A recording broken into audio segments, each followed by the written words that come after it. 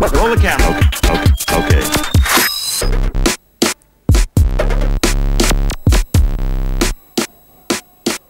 Scene 1, take 1. Kia ora, welcome to Kakahi News. I'm Kale. And I'm William. In today's story, a new crime wave is sweeping the country in the form of woolen graffiti. Scientists have invented an invisibility cloak. We helped them find it in the latest weather around the country. But first, a story there will turn your world upside down. If you think the world is getting more and more topsy-turvy, it turns out you're right. Builders in Germany have built an upside-down house, and before you think they may have read the plans upside down, they did it on purpose. The wacky abode was built as a tourist attraction as well as being a comment on the state of the world. The house is 23 feet tall and rests on the top of its roof and has steel beams in the attic. Inside the house there are beds screwed into the ceiling, upside-down wardrobes, an upside-down kitchen, and even an upturned bathroom. Though it's not known if anyone has tried to have a bath in it or go to the toilet. Normally, a house like this would take about 3 weeks to build. This one took workers over 4 months because workers getting confused by the strange angles of the walls. Many tourists visiting the house complain of feeling sick and dizzy after just a few minutes inside. We now cross over to our reporter Nikita, who is inside the house. How are you feeling? Thanks, I'm here with the owner of the house, Waramu, and I'm feeling happy. So what made you decide to build this upside down house? Well, it was in my mind, of course.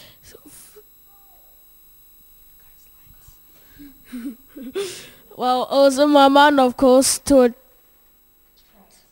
attract more people, or should I say, more tourists. What comment do you feel the house makes about the state of the world?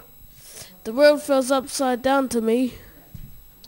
What are some of the challenges of living in a house where everything's upside down? Well, it will be kind of funny to see someone use my bathroom in my house. So, how do you use your bathroom in your house? I just jet myself in. Well, thank you so much for joining us on the Kira for Kakahi School News. Back to you, William, in the studio. Even watching that makes me feel vomiting. And now for a story that is truly out of sight. Look out, Harry Potter, the world of science catching up to the world of magic. Scientists in Europe have created a 3D invisibility cloak which can hide objects by bending light waves. It has been found that light can be controlled in the way especially tiny crystals all stacked together disappear. So far, scientists have made small objects such as coins disappear, but hope that it won't be long before they are hiding cars, planes, and even people. People have always dreamed of making themselves invisible. On top, scientists says the possibilities are endless, and we are all very excited. However, since inventing the invisibility cloak, the scientists have been having trouble finding it. As soon as they put it down somewhere, it just disappears. The inventor of the cloak said, "It appears that we are having trouble finding other things too, like their lunch, which they think may be underneath the cloak." Well, this invention actually be used for hoping to see through the reasons behind the invisibility cloak. Here is our spot reporter with more on the story. Hi, I'm Sharon, and with me is Shagan, one of the scientists behind the invisibility cloak. Hi Shagan, and thanks for joining us today. Well Shagan, what made you want to invent an invisibility cloak? Well, I'd love to be invisible. That's a good answer. Can you show me how the invisibility cloak works? Okay. Oh, wow. Interesting. Where's she gone? Oh, there you are. What do you hope the cloak will be used for?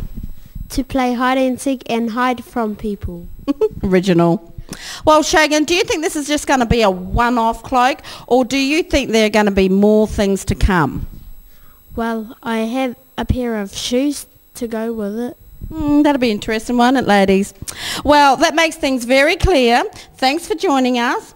And we're out of time. Over to you, Kale and William in the studio. Woo, woo, woo, woo! Thanks, Sharon. And now, how's this for an interesting yarn? A new wave of graffiti crime is covering the country, thanks to an underground gang known as the Midnight Knitters. These wool-waving criminals are covering tree branches and lampposts with small jerseys and scars under the cover of darkness. Police say the knitted activities of the gang are illegal because their woolly crimes are being done on public property without permission. The popularity of woolen graffiti is growing and more public objects are being wrapped up every night. But the problem is growing. Police say and warn that if the Midnight Knitters aren't caught soon, every tree, lamppost and traffic light in the country will be warmly dressed against the cold. The problem is spinning out of control. They're a close-knit group of dyed-in-the-wool criminals. We are stitching together a case, but it's not seamless. There is no real pattern to the crimes. A police spokesman said today, so far the criminal knitters have escaped arrest and continue to pull the wool over the eyes of both the public and the police. We go now over to a secret location with our investigative reporter Paige, who has an exclusive interview with one of the Midnight Knitters gang. Thanks, Kale. I'm Paige, and joining me in the top secret location is a member of the Midnight Knitters gang. Hello, Shari, and thanks for joining us. What led you in the dark underworld of knitting graffiti? I always liked knitting, and I thought it would be a good idea to cover up all the things that we mentioned. Do you see yourself as a criminal, and why? Absolutely not, because I'm doing a good and caring deed to the community. Apart from the trees, lampposts and traffic lights, what else would you like to graffiti with your woolen? This I would like to ask the community, what would you like to cover in the community? How could I become the Midnight Knitters? I would challenge you by giving you 500 pieces of yarn and a pair of knitting needles and see what you will come up with. Thank you for your time, Shari of the Midnight Knitters gang. We go over now to our reporter, Taki. Thank you, Paige. A good evening, New Zealand. Let's have a look at tomorrow's weather. Starting in the far north in Kaitaia. Look out for some pretty flash floodings and raindrops as big as your head. If you're going outside, wear hats. Moving down to Auckland, there'll be a mix of fair conditions and unfair conditions. But those are the conditions and you'll just have to accept them. There will be no weather at all for the Bay of Plenty.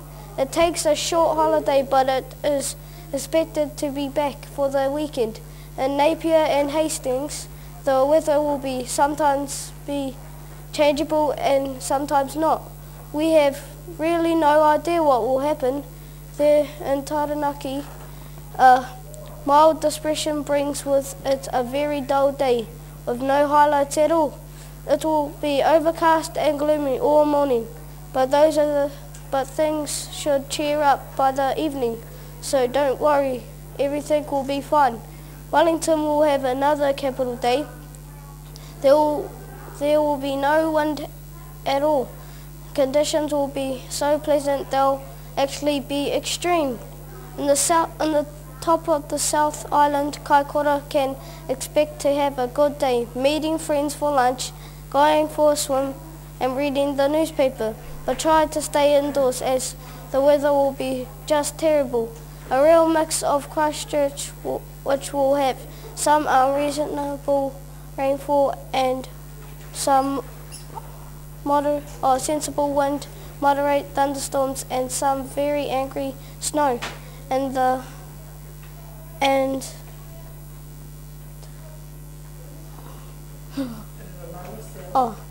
in the lower south, Dunedin will be frosty, cold and unfriendly until late morning when the sun will pop over for a visit.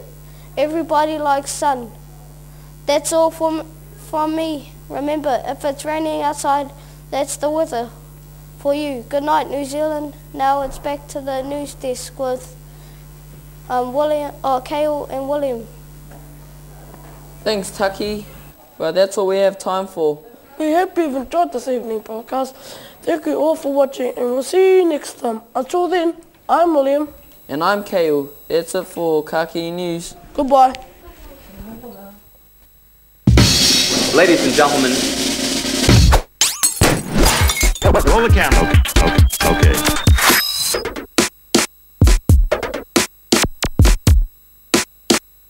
Good evening, ladies and gentlemen.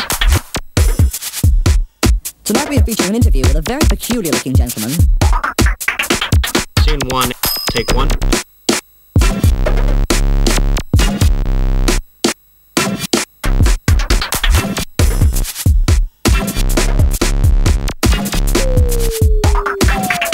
Scene 1, take 2.